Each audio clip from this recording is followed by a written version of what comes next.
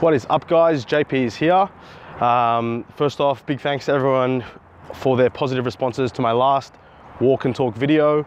I really enjoy this format of video. It gives me an opportunity to express some thoughts that I've had. So I'm going to keep doing them, hopefully once a week. And if you like them, let me know and join in the discussion, because I guess what I'm trying to do here is like open up an opportunity for discussion, and I want you guys to be involved in that. Today I want to talk about I guess the credentials or the merits by which someone chooses a powerlifting coach, whether it be online or in person. Powerlifting is a bit of a funny one because it's one of the very few sports where your coach's lifting ability is an important criteria in choosing your coach. Apologies for the wind, by the way, if the audio is not so good. So what happens is a lot of lifters become really good. Well, a lot of people, say for example, become really good lifters, and in turn they start offering coaching. And this is often actually condemned in powerlifting.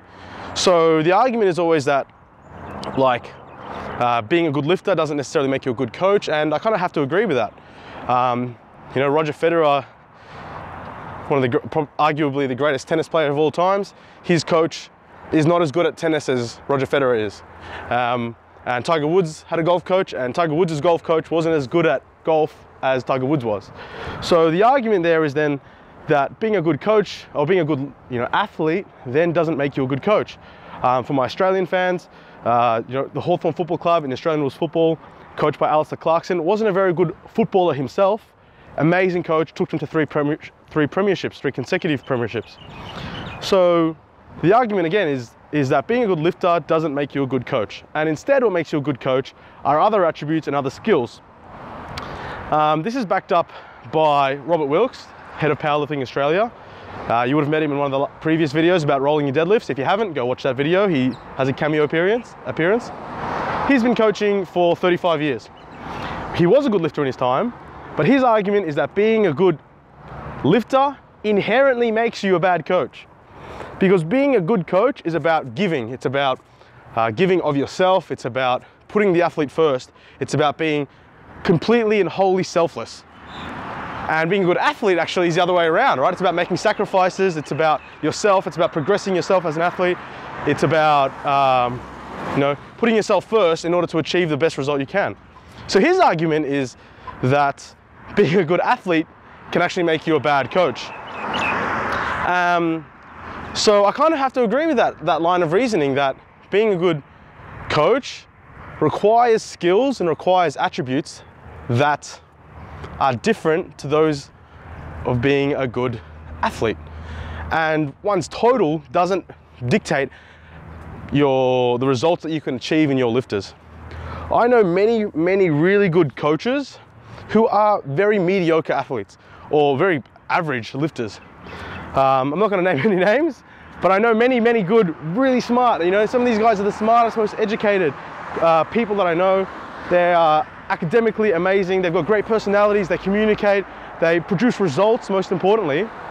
But as an athlete, right, genetically or whatever it might be, or they don't put themselves first and they can only train 2 or 3 times a week or whatever it might be because they're so busy with their athletes or their clients, they're not good athletes, right? And I guess what I'm trying to say here is I don't want you, if you're looking for a coach, to get sucked into thinking that I need to train with the best athlete, like, wow, that guy has a 600 kilo total, like 700 kilo total, or 900 kilo total, or that girl has a 500 kilo total, or whatever it is. Man, they must know the secret, because there are no secrets. A lot of the information regarding training principles, coaching principles are freely accessible. Many of that knowledge is freely accessible. I try to do my best to share some of my knowledge. So there is a very good opportunity for there to be a very good level coach, again, that's not a great athlete. One of the arguments I do have, however, for being a good athlete, a counter argument, is this thought experiment, and I'm going to use this as an example, called Mary's Room. If you don't know what Mary's Room is, I'll put a couple of links in the description that talk about it a bit further, but I'm going to share with you what my understanding. So imagine this, it's a thought experiment. This woman named Mary, she's stuck in a room, and she's lived a whole life in this room, and the room is black and white. The walls are black and white, her skin is black and white, Her clothes are black and white. Her books are all black and white. She's not colorblind per se, it's just that's all she's ever gone through. That's all she knows is black and white. However, she's one of the most brilliant neuroscientists of all time. And she has access, and she has gone through and read and learned every fact, every piece of knowledge that is associated with color vision. So she understands how the eye takes in light into the cones in the back of the eye and the retina. She understands the wavelengths of light. She understands that red has a wavelength of 650 nanometers. And she understands that light enters the eye, and she understands all those things. She's learnt, she's read, she knows all these things. One day, someone enters the room and hands Mary a bright red apple. And for the first time in her whole life, she gets to experience what the red is. She gets to experience red. She's known about red for her whole life. She's been studying, but for the very first time, she actually sees red. She sees the color. And the question is, does Mary learn anything in this moment in time? When she gets to that apple, does she learn anything? And intuitively, the answer is yes, right? There's this thing called qualia, or qualia, which basically means that there's certain things that have a qualitative nature to them that cannot be explained, right? So for example, what's it like to see the color red, or the smell of food, or what it's like to be in love. Like, all these things are things that can't be explained by facts or by knowledge or by physical states. They're experiences that you have to go through. My point here is that being a good athlete, or being a high-level athlete, inherently means that you've been at it for a long time, right? If you've seen my last video on longevity, or if you've seen my video on the secrets to elite level strength, you'll know that to get to a high level of strength, you have to be at it a long time. So if you've been at it a long time, that correlates highly with your ability as a lifter. And being at the sport for a long time means that you've had many, many experiences. Okay, you've gone through many experiences. You understand what it's like, what it feels like to compete in the competition. You understand what it feels like to cut weight. You understand what it feels like to have a bad training session. You understand what it feels like to be overtrained 2 weeks out. You understand what it feels like to be undertrained 2 weeks out.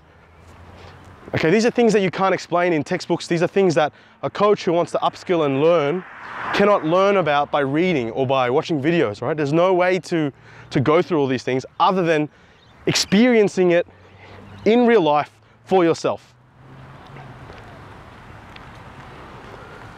So my point here is that you don't necessarily have to be a good athlete to be a good coach. And if you're an athlete looking for a coach, you don't have to necessarily pick an athlete that, you don't have to necessarily pick a coach who's a good athlete.